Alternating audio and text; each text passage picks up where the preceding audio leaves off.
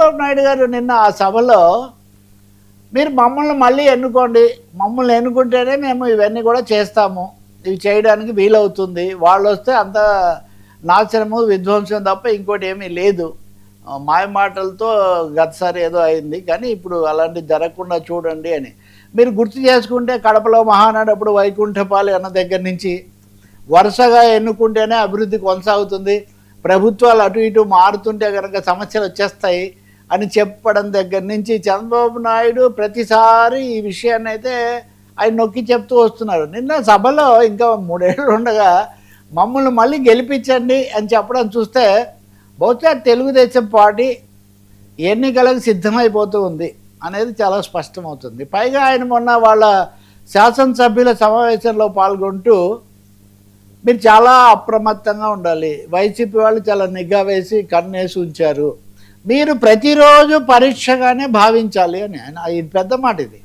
మీరు ఏదో ఒకరోజు కొంత హోంవర్క్ చేసామంటే కుదరదు, ప్రతిరోజు పరీక్షగా భావించి మీరు ఎదుర్కోవాలి అని చంద్రబాబు నాయుడు మంత్రులకు శాసనసభ్యులకు గట్టిగా పిలిపించారు. అలాగే కొంతమంది సరిగ్గా మాట్లాడలేదు, ప్రిపేర్ అయ్యి రాలేదు, పైన ప్రిపేర్ అయ్యారు, ఇలాంటి మందలింపు కూడా చేశారు.